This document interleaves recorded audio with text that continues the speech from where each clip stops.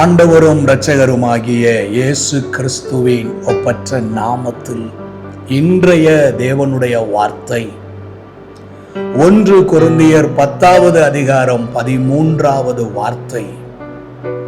மனுஷருக்கு நேரிடுகிற சோதனையே அல்லாமல் வேற சோதனை உங்களுக்கு நேரிடவில்லை.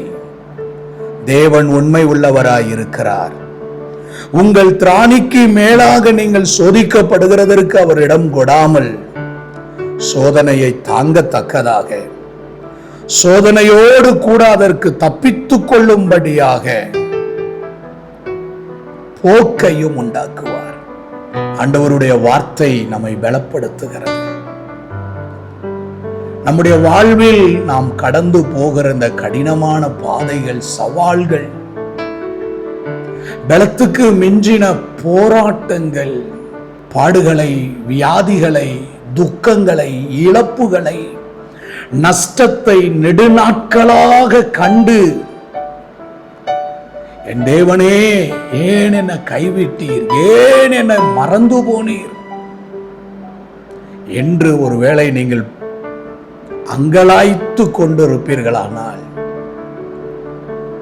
ஆண்டவர் சொல்லக்கூடிய வார்த்தைகளில் ஒன்று, தேவன் உண்மை உள்ளவராயிருக்கிறார்.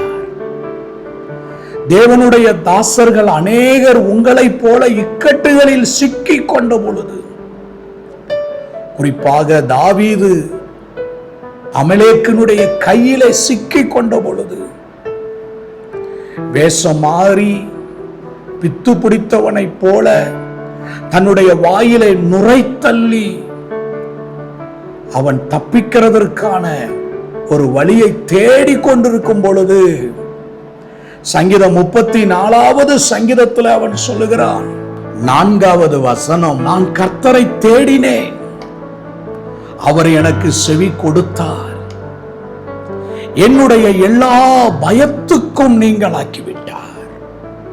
பார்த்தீர்களா? பாடுகளுக்கு நடுவிலே தேவனை தேடின பொழுது, தேவனை நோக்கி கூப்பிட்ட பொழுது, தேவனை துதித்த பொழுது,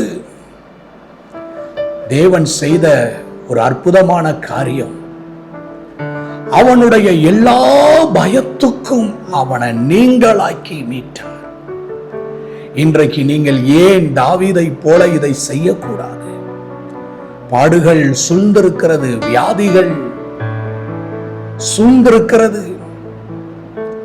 இந்த பாடுகளுக்கு நடுவிலே தேவனை தேடி, தேவனை நோக்கி கூப்பிட்டு, தேவனுடைய சமூகத்தில் உங்கள் இருதயத்தை ஊற்றி, தேவனே எனக்கு உதவி செய்யும், என்னை இதிலிருந்து தப்பித்து விடுவித்தருளும் என்று தேவனிடத்திலே நீங்கள் கேட்பீர்களே ஆனால், எதில் மாட்டிக்கொண்டீர்களோ, எதில் சிக்கிக் கொண்டீர்களோ, எந்த காரியத்திலே அவமானப்பட்டு கொண்டு இருக்கிறீர்களோ,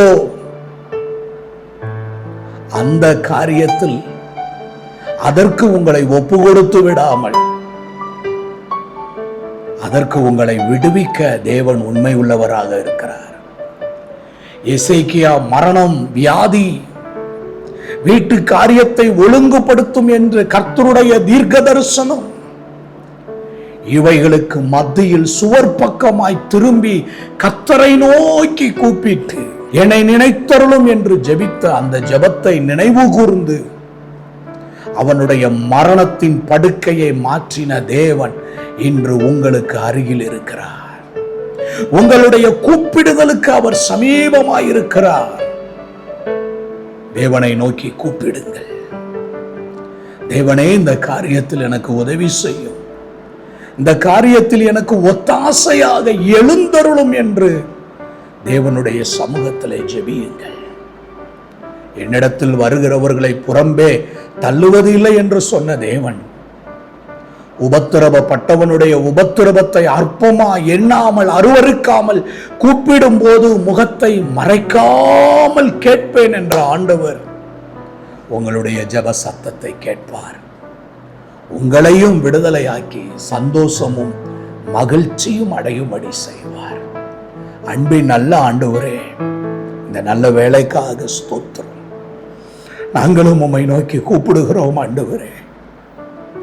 எங்களுடைய உபத்திரவங்களை, எங்களுடைய பாடுகளை, எங்களுடைய அவமானங்களை, எங்களுக்கு உண்டாயிருக்கிற நெருக்கங்களை ஆண்டவர் கண்ணோக்கி பார்த்தருளும், கண்ணோக்கி பார்த்தருளும். எங்கள் கண்ணீருக்கு பதில் தாரும், அற்புதங்களை காணும்படி செய்தருளும். இயேசுவின் நாமத்தில் பிதாவே, ஆமென், ஆமென். கர்த்தர் நம்மை ஆசீர்வதிப்பாராக.